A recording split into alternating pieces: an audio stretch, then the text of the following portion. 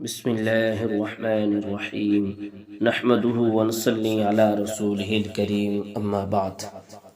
سال نو کا جشن اور مسلمان، کیا شریعت میں یا مذہب اسلام میں ان چیزوں کا کوئی ثبوت ہے جو آج ہم لوگ کر رہے ہیں؟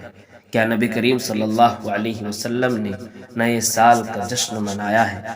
کیا صحابہ کرام رضوان اللہ تعالی علیہم اجمعین نے آپس میں ایک دوسرے کو نئے سال کی مبارکبادی پیش کی ہے؟ کیا صحابہ کرام نے جشن منایا ہے؟ کیا صحابہ کرام کے اس کا کوئی ثبوت ہے؟ کیا تابعین اور تبع تابعین کے زمانے میں اس رسم کا منایا گیا ہے؟ کیا دیگر مسلمان حکمرانوں نے اس کے جشن کی محفلوں میں شرکت کی ہے؟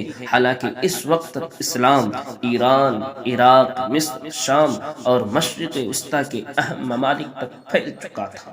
یہ وہ سوالات ہیں جن کا جواب ہر عقل مند شخص نفی میں دے گا، ہر انسان نفی میں دے گا۔ پھر آج کیوں مسلمان اس کام کو انجام دے رہے ہیں؟ پھر کیوں آج مسلمان نئے سال کی جشن منا رہے ہیں؟ کیوں آج مسلمان نئے سال کے موقع پر کیک کاٹ رہے ہیں؟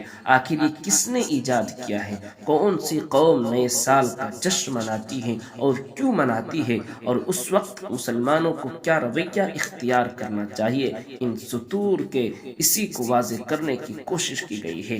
دنیا کے تمام مذاہب اور قوموں میں تہوار اور خوشیاں منانے کے مختلف طریقے ہیں۔ ہر ایک تہوار کا کوئی نہ کوئی پس منظر ہے اور ہر تہوار کوئی نہ کوئی پیغام دے کر جاتا ہے جن سے نیکوں کی ترغیب ملتی ہے اور برائیوں کو ختم کرنے کی دعوت ملتی ہے، لیکن لوگوں میں بگاڑ آنے کی وجہ سے ان میں ایسی بدعات و خرافات بھی شامل کر دی جاتی ہے کہ ان کا اصل مقصد ہی فوت ہو جاتا ہے۔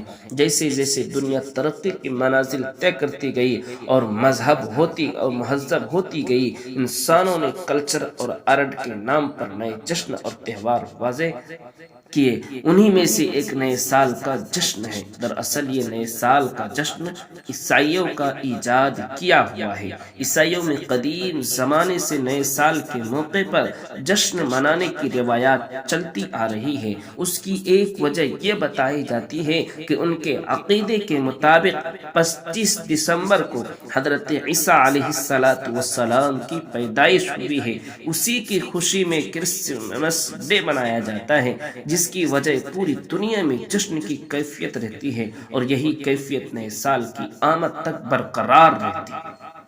عیسائی لوگ کہتے ہیں کہ 25 دسمبر کو حضرت عیسیٰ علیہ السلام کی پیدائش ہوئی ہے اور اسی تاریخ سے لے کر 1 تاریخ تک، جنوری کے 1 تاریخ تک اس کی کیا ہے جشن منائی جاتی ہے۔ نئے سال کے جشن میں پورے ملک کو رنگی برنگی لائٹوں اور قمقموں سے سجایا جاتا ہے اور 31 دسمبر کی رات میں 12 بجنے کا انتظار کیا جاتا ہے اور 12 بجتے ہی ایک دوسرے کو مبارکبادی دی جاتی ہے، کیک کاٹا جاتا ہے، ہر طرف ہیپی نیو ایئر کی صدا گونجتی ہے، آتش بازیاں کی جاتی ہے اور مختلف نائٹ کلبوں میں تفریحی پروگرام رکھا جاتا ہے جس میں شراب اور شباب اور ڈانس کا بھرپور انتظام رہتا ہے، اس لیے کہ ان کی تفریح صرف 2 چیزوں سے ممکن ہے، اول تو شراب ہے، دوسری عورت ہے۔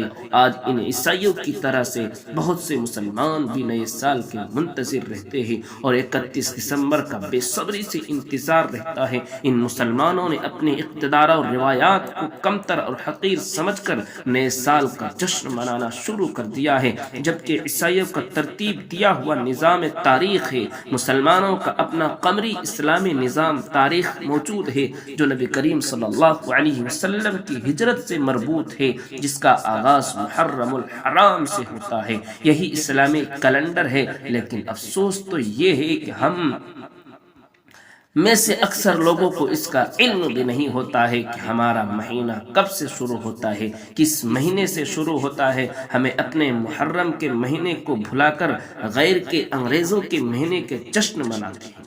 آج مسلمان نئے سال کی آمد پر جشن مناتا ہے، کیا اس کو یہ معلوم نہیں ہے کہ اس نئے سال کی آمد پر اس کی زندگی کے 1 برس کم ہو گیا ہے؟ زندگی اللہ تعالیٰ کی طرف سے عطا کردہ ایک پیش قیمتی نعمت ہے، اور نعمت کے زائل یا کم ہونے پر جشن نہیں منایا جاتا ہے، بلکہ افسوس کیا جاتا ہے کہ گزرا ہوا سال تلخ تجربات، حسین یادیں، خوشگوار واقعات اور المناک حادثات چھوڑ کر رخصت ہو جاتا ہے، اور انسان کو زندگی کی بے ثباتی اور ناپائیداری کا پیغام دے کر الوداع کہہ دیتا ہے۔ سال ختم ہو جاتی ہے اور انسان اپنی مقررہ مدت زست کی تکمیل کی طرف رواں دواں ہوتا رہتا ہے۔ اسی کو شاعر نے کہا ہے، غافل تجھے گھڑیال یہ دیتا ہے منادی، گردوں نے گھڑی عمر کی ایک اور گھٹا دی۔ حضرت عبداللہ ابن عباس، حضرت عبداللہ ابن مسعود رضی اللہ عنہ فرماتے ہیں کہ میں کسی چیز پر اتنا نادم اور شرمندہ نہیں ہوا جتنا کہ ایسے دن کے گزرنے پر جس کا سورج غروب ہو گیا ہو، جس میں میرا ایک دن کم ہو گیا اور اس میں میرے عمل میں اضافہ نہ ہو سکا۔ حضرت حسن بصری رحمت اللہ علیہ فرماتے ہیں کہ اے ابن آدم، تو ایام ہی کا مجموعہ ہے، جب ایک دن گزر گیا تو یوں سمجھ تیرا ایک حصہ بھی گزر گیا۔ یہ عمر اور زندگی جو ہم کو عطا ہوئی ہے وہ صرف آخرت کی ابدی زندگی کی تیاری کی خاطر عطا کی گئی ہے کہ ہم اس کے ذریعے آنے والی زندگیوں کو بہتر بنا سکے اور اپنے اعمال کو اچھا بنا سکے۔ حضرت علی رضی اللہ عنہ فرماتے ہیں کہ یہ ایام تمہاری عمروں کے صحیفے ہیں، اچھے اعمال سے ان کو دوام بخشو۔ نبی کریم صلی اللہ علیہ وسلم کا ارشاد ہے، آدمی کے اسلام کی خوبی یہ ہے کہ وہ فضول چیزوں سے بچے۔ یہ مختلف طرح کے جشن یہود و نصارہ اور دوسری قوموں میں منائے جاتے ہیں، جیسے کہ ویلنٹے، ٹیچر ڈے وغیرہ وغیرہ، اس لیے کہ ان کے یہاں رشتوں میں دکھاوا ہوتا ہے، ماں باپ کو الگ رکھا جاتا ہے، اولاد کو بالغ ہوتے ہی گھر سے نکال دیا جاتا ہے اور کوئی خاندانی نظام نہیں ہوتا۔ اس لیے انہوں نے ان سب کے لیے الگ الگ دن متعین کر رکھے ہیں جن میں ان تمام رشتہ داروں کا دکھلاوا ہو سکے، مگر ہمارے یہاں ایسا نہیں ہے۔ اسلام نے سب کے حقوق مقرر کر دیا ہے اور پورا ایک خاندانی نظام موجود ہے، اس لیے نہ ہمیں ان دکھلاوے کی ضرورت ہے اور نہ مختلف طریقے سے برتھ ڈے اور نیو ایئر منانے کی ضرورت ہے، بلکہ مسلمانوں کو اس سے بچنے کی سخت ضرورت ہے۔ ہمیں اس نئے سال سے ہمارا کوئی تعلق نہیں ہے، ہمارا نیا سال تو محرم الحرام سے شروع ہوتا ہے۔